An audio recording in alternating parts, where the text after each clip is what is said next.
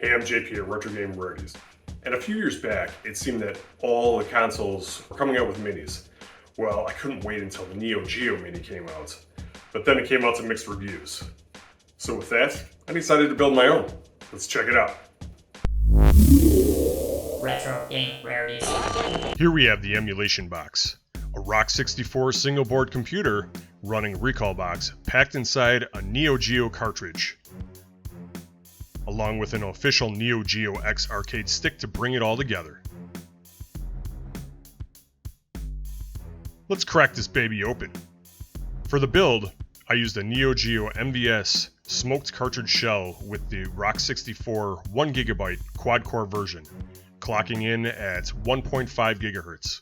I also used an HDMI male-to-female extension cable and a 3.5mm barrel jack extension cable for the connections. I added a heatsink on the board and a fan on the top shell to keep the board cool. Here I have a list of loaded games I enjoy playing. I never do ROM set dumps as I'll never play a majority of the games, and it's a waste of space. The EmulationStation front end looks fantastic, and the Rock64 board plays Neo Geo games flawlessly. Let's check some out. First we're going to start with Blazing Star. It's an eye-popping shooter that you're going to love with tons of colors, mega bullet hell. It's a lot of fun. As you can see, lower left-hand corner, FPS is still sitting at 60, no problem. This board runs it great. If you've never tried this game, I highly recommend it. Give it a shot.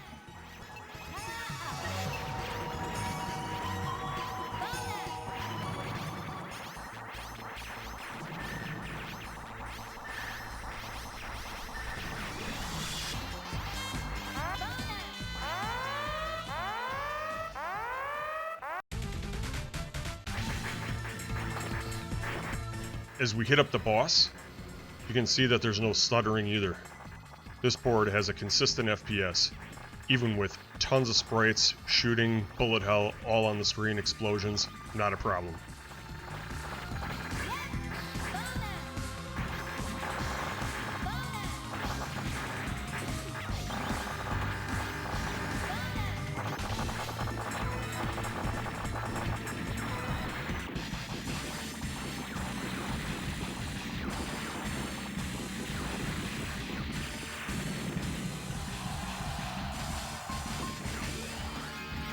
Let's move on to Nightmare in the Dark.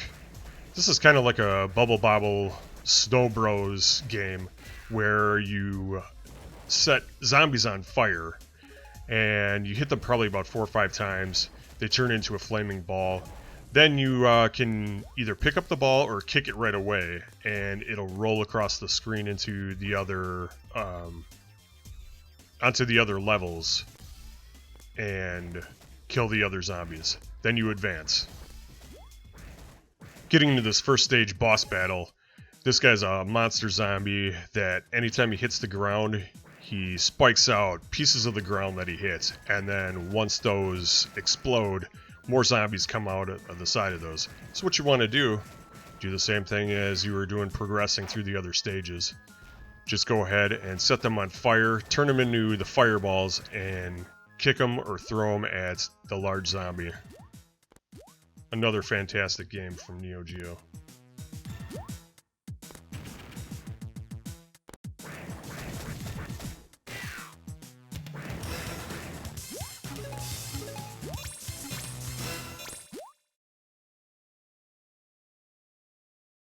Last game we're going to look at is Waku Waku 7.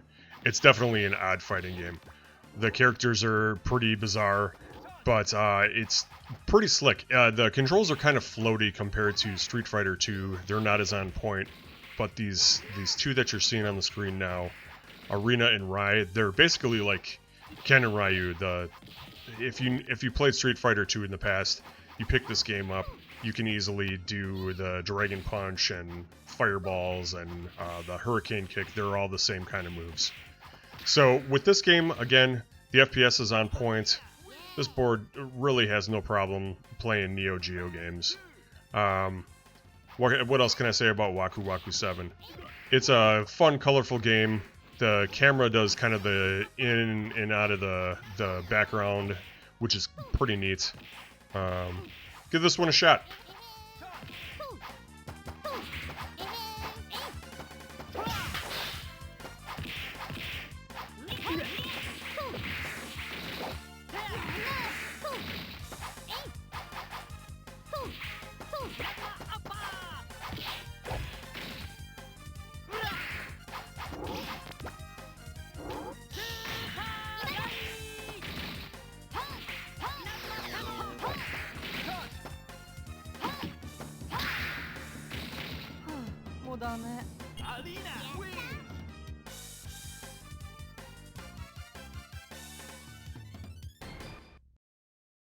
To wrap up, with this build I have zero interest in actually purchasing an official Neo Geo Mini.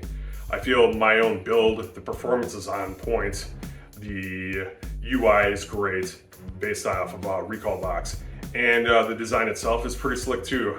It's an MVS cartridge and you're using an actual Neo Geo X arcade stick to boot.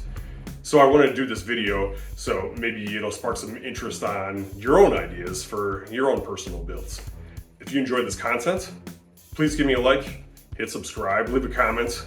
What are your own personal builds? What kind of DIY projects do you have? Share it. Again, I'm JP at Retro Game Rarities. Thanks for watching.